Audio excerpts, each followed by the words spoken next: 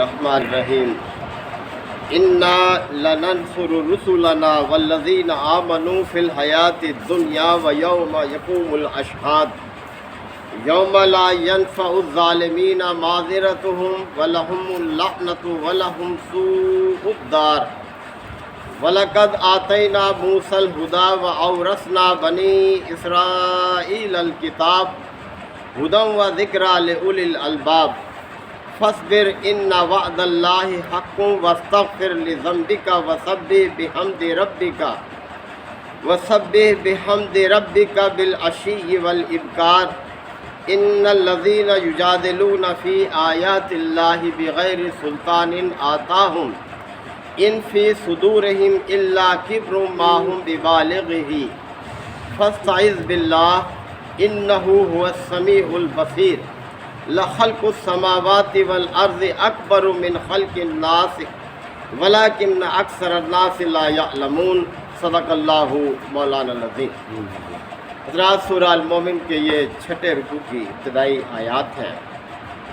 اللہ تعالیٰ نے اپنے مومن بندوں کو حوصلہ دیا ہے، تسلی دی ہے کہ مشکلات اور آزمائشیں یہ تو ایمان کا حصہ ہے۔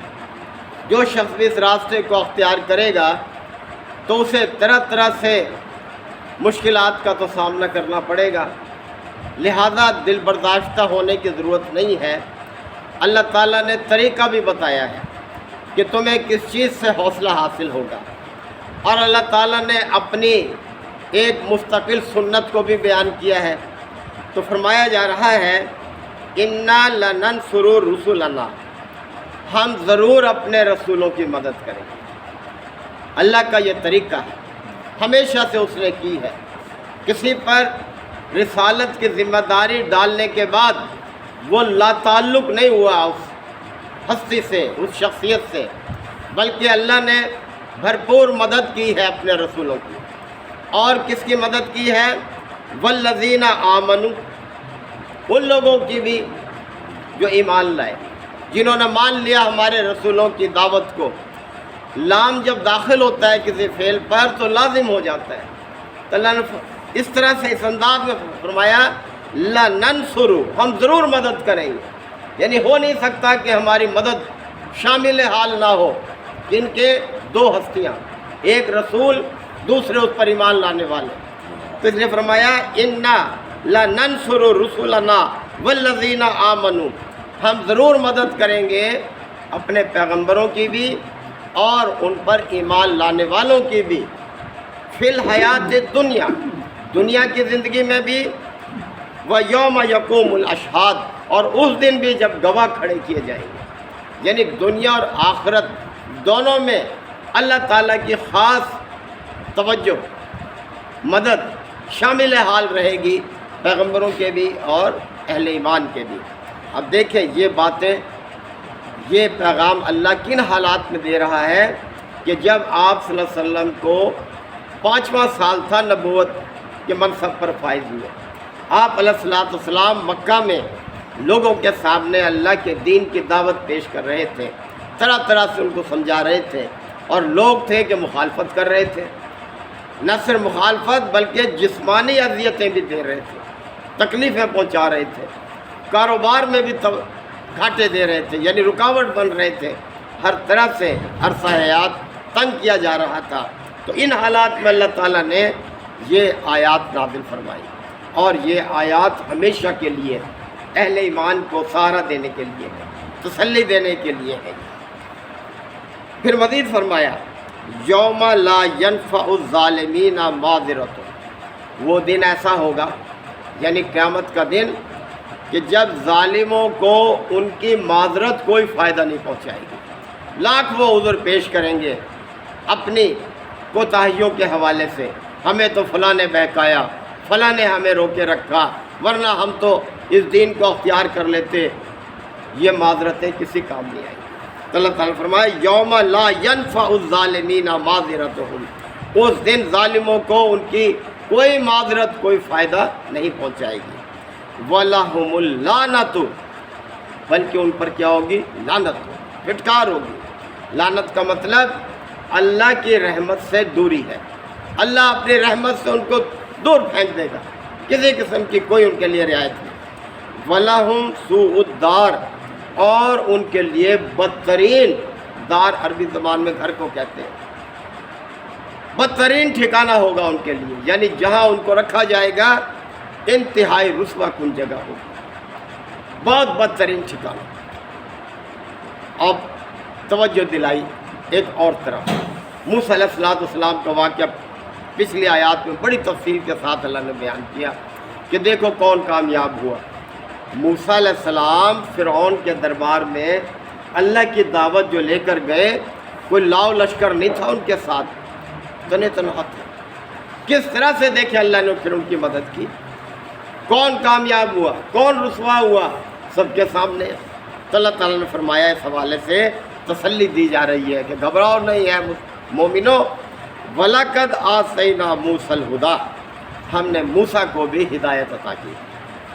اللہ اپنے پیغمبر کو جو زندگی بسر کرنے کا طریقہ دیتا ہے کہ اسے لوگوں تک پہنچاؤ، وہ سب کیا ہے؟ ہدایت ہے، ساری کے ساری، خواہ وہ کتابی شکل میں ہو، عملی شکل میں ہو، جو بھی ہو، اللہ تعالیٰ جو ہدایت دیتا ہے وہ سب۔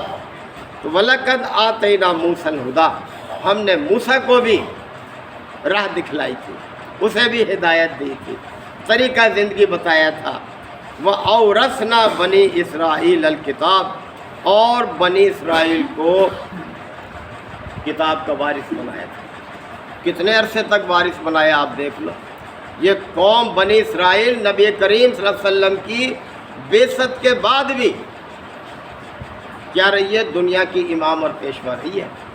آپ صلی اللہ علیہ وسلم کی بعثت کے تقریباً 15 سال بعد تک بھی آپ صلی اللہ علیہ وسلم بیت المقدس کی طرف رخ کر کے نماز پڑھتے رہے، یعنی اسی طرف وہی قبلہ رہا۔ اور ہجرت کے بعد تحویل قبلہ ہوا ہے، پھر بنی اسرائیل کو معزول کیا گیا ہے دنیا کی امامت اور پیشوائی سے، اور نبی کریم صلی اللہ علیہ وسلم کی امت کو اس منصب پر فائز کیا گیا، اور پھر تحویل قبلہ ہو گیا، خانہ کعبہ کو پھر اللہ تعالیٰ نے قبلہ مقرر کر دیا۔ تو فرمایا جا رہا ہے کہ ہم نے وَلَقَدْ آتَيْنَا مُوسَى الْهُدَىٰ، ہم نے موسیٰ کو بھی ہدایت دی۔ دیکھیں طور پر بلایا تھا اور پھر انہیں تورات دی گئی تھی، وہ کیا تھی؟ اللہ نے کتاب ان کو عطا کی تھی اور بنی اسرائیل کو اس کا وارث بنایا تھا، لیکن بنی اسرائیل نے وارث ہونے کا حق ادا کیا نہیں کیا حق ادا۔ ہم اپنے اوپر بھی نظر ثانی کر لیں، اللہ نے ہمیں بھی اس کتاب کا وارث بنایا ہے۔ اب کون ہے اس کتاب کا وارث؟ ہر وہ شخص جو ایمان کا دعویٰ کرتا ہے، جو صاحب ایمان ہونے کا دعویٰ کرتا ہے۔ ہم دیکھ لیں ہمارا رویہ کیا ہے اس کتاب کے ساتھ۔ 24 گھنٹے میں کتنے لمحات ہم اس کو سمجھنے کے لیے استعمال کرتے ہیں۔ جب سمجھیں گے نہیں، عمل کیا کریں گے؟ دوسروں تک کیسے پہنچائیں گے؟ دوسروں کو کیسے سمجھائیں گے جب خود ہی نہیں سمجھتے؟ ہم اس کو کوئی ضرورت ہی محسوس نہیں کرتے۔ تو فرمایا کہ ہم نے بنی اسرائیل کو اس کتاب کا وارث بنایا، اور یہ کتاب کیا تھی؟ ہدن، ہدایت تھی، یعنی راہ دکھلانے والی تھی بنی اسرائیل کو۔ وہ ذکر اور نصیحت تھی، کن کے لیے؟ لِأُولِي الْأَلْبَابِ، ان لوگوں کے لیے جو اولی الباب، عقل و دانش والے جو لوگ، ان کے لیے یہ تھی ہدایت اور نصیحت۔ پھر نصیحت فرمائی اللہ تعالیٰ، فَاصْبِرْ، پس اے نبی صلی اللہ علیہ وسلم صبر سے کام لو، یعنی یہ دور مستقل نہیں ہے، یہ تکلیفوں کا، مصائب کا، مشکلات کا، اور دیکھ لیں کتنی جلدی چھٹ گیا، کوئی زیادہ وقت تو نہیں گزرا نا، یعنی 23 سال کیا ہوتے ہیں، اور 23 سے پہلے یعنی 2 سال اور پہلے 8 ہجری میں مکہ فتح ہو گیا تھا۔ پھر کیا ہو گیا؟ پھر تو فوج در فوج لوگ اسلام میں داخل ہونے لگ گئے۔ سورہ نصر آپ پڑھتے ہیں، اذا جاء نصر اللہ، آئی کہ نہیں اللہ کی مدد؟ کہ جب اللہ کی مدد آ گئی اور تم نے دیکھا کہ لوگ فوج در فوج اسلام میں داخل ہونے لگ گئے، تو بھائی صبر بہت بڑی چیز ہے۔ صبر کے بغیر انسان دنیا میں کسی مقصد کو حاصل نہیں کر سکتا، یہ اتنی بنیادی چیز ہے۔ حوصلہ، ہمت، برداشت، یہ ساری چیزیں ہوں تب انسان اپنے مقصد کو حاصل کرتا ہے۔ تو فرمایا جا رہا ہے فصبر، پس صبر سے کام لیجئے، ان وعد اللہ حق، یقیناً اللہ کا وعدہ حق ہے، اللہ کا وعدہ حق ہے۔ کون سا وعدہ؟ جو ابھی آیات جو شروع میں نے آپ کے سامنے پڑھی کہ اللہ نے فرمایا ہم ضرور مدد کریں گے رسولوں کی بھی اور اہل ایمان کی بھی، اس وعدے کی طرف اللہ نے توجہ دلائی ہے۔ تو فرمایا ان وعد اللہ حق، اللہ کا وعدہ سچا ہے، واستغفر لذنبک، بس اپنے قصوروں کی معافی مانگا کرو۔ یہ ہے پہلی سیڑھی۔ ہر وقت اللہ سے کیا کرنا چاہیے؟ استغفار کرتے رہنا، جیسے فرصت ملے اللہ سے استغفار کرنا چاہیے۔ بہت برکات ہے استغفار کی، حوصلہ ملتا ہے، ہمت ملتی ہے، مصائب اور مشکلات کے خلاف دل مضبوط ہوتے ہیں۔ اللہ کو اپنی طرف توجہ دلانا ہے، اس میں اللہ ہماری طرف توجہ رکھے، کیونکہ اللہ سے درخواست ہے نا استغفار۔ تو واستغفر لذنبک، اپنے قصوروں کی معافی مانگتے رہو، وسبح بحمد ربک، اور اپنے رب کی حمد کی تسبیح کرتے رہو۔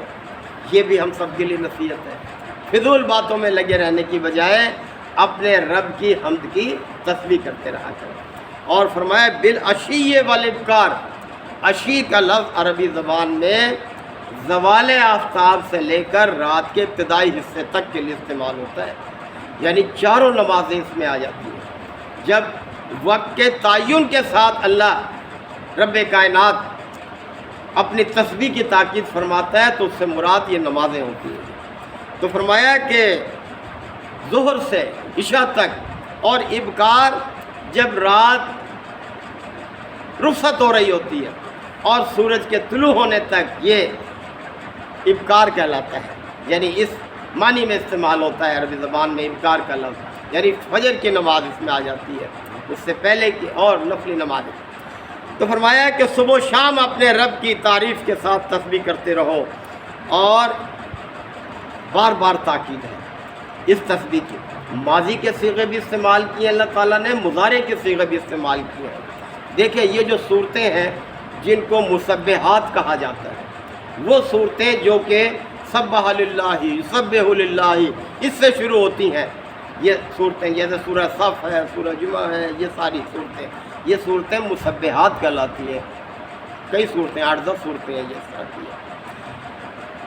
فرمایا سبح للہ، یہ ماضی کا صیغہ ہے، تسبیح کی ہے اللہ تعالیٰ نے، ہر اس چیز نے، ما فی السماوات و ما فی الارض، جو آسمانوں میں ہے اور جو زمین میں ہے۔ اور پھر مضارع کا صیغہ بھی استعمال کیا۔ مضارع کا صیغہ مراد ہے جس میں حال اور مستقبل دونوں معنی لینے کی گنجائش ہو، اس کو عربی مضارع کہتے ہیں۔ عربی زیادہ فصیح زبان ہے، ہم تو 3 زبانیں استعمال کرتے ہیں نا، حال، ماضی، مستقبل، اللہ تعالیٰ نے 2 میں سمیٹ دیا ہے۔ تو یسبح للہ ما فی السماوات و ما فی الارض، آسمانوں اور زمین میں جو کچھ ہے ہر چیز اللہ کی تسبیح کر رہی ہے اور کرتی رہے گی، یعنی دونوں معنی ہے، حال بھی مستقبل مضارع میں بھی۔ تو اس لیے فرمایا جا رہا ہے کہ واستغفر لذنبک، اپنے قصوروں کی معافی مانگتے رہو، استغفار کرتے رہو، وسبح بحمد ربک بالعشی والابکار، اور اپنے رب کی تعریف کی تسبیح کرتے رہو صبح و شام۔ یہاں صبح و شام سے مراد کثرت بھی ہے، ہم بھی اردو میں بھی استعمال کرتے ہیں۔ کوئی شخص کسی کام میں اگر زیادہ مصروف رہتا ہے تو ہم کہتے ہیں یار تو صبح و شام اسی کام میں لگا رہتا ہے۔ تو یہ ہے کہ کثرت کے ساتھ اللہ کی تسبیح کرو، یہ چیز کیا کرے گی؟ حوصلہ دے گی، ہمت دے گی، مضبوط کرے گی، دل کو ڈھارس بندھائے گی دشمنوں کا مقابلہ کرنے کے لیے۔ ان الذین یجادلون فی آیات اللہ، اللہ تعالیٰ نے فرمایا یقیناً وہ لوگ جو اللہ کی آیتوں میں جھگڑتے رہتے ہیں، فضول بحثیاں، کج بحثیوں میں لگے رہتے ہیں، نتیجہ کچھ بھی نہیں حاصل کرتے، میں بس بحث کرتے ہیں، بغیر سلطان آتاہم، بغیر کسی سند کے، بغیر سند اور دلیل کے جو ان کے پاس موجود ہو، بس بات برائے بات، ایسے ہی بس دوسروں کو مصروف رکھنے کے لیے، نیچا دکھانے کے لیے۔ فرمایا ان فی صدورہم الا کبر، ان کے دلوں میں کیا ہے؟ کبر ہے، گھمنڈ ہے، غرور ہے، اور کچھ نہیں ہے۔ ما ہم ببالغی، حالانکہ اس بڑائی کو وہ پہنچ نہیں سکتے۔ جو بڑائی وہ سمجھ رہے ہیں، جس کے چکر میں وہ مبتلا ہے، تو فرمایا فاستعذ باللہ، پس اللہ سے پناہ مانگو۔ ایسے لوگوں سے بھی یعنی ان سے دور ہی رہو جو کوئی سبق حاصل نہیں کرنا چاہتے، محض بحثوں میں پڑے ہوئے ہیں، کوئی نتیجے تک نہیں پہنچنا چاہتے۔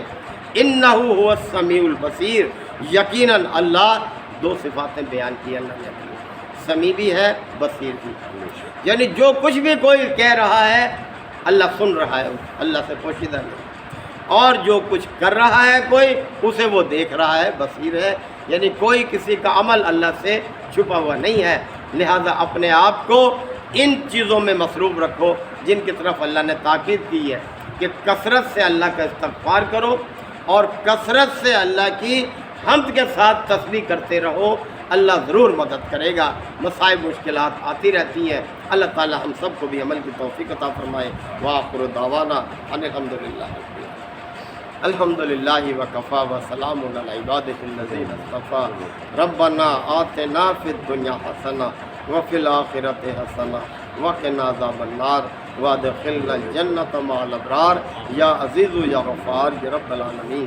اللہم انک عفو کریم تحب العفو فاعف عنا، اللہم من احییتہ منا فاحیہ علی الاسلام ومن توفیتہ منا فتوفہ علی الایمان، یا شافی الامراض اشف مرضانا و مرضى المسلمین، یا قاضی الحاجات اقض حاجاتنا و حاجات المسلمین، اللہم انصر الاسلام والمسلمین، ربنا تقبل منا انک انت السمیع العلیم وتب علینا انک انت التواب الرحیم۔ صلی اللہ تعالی علی خیر خلقہ محمد و آلہ و صحبہ اجمعین۔ الحمدللہ۔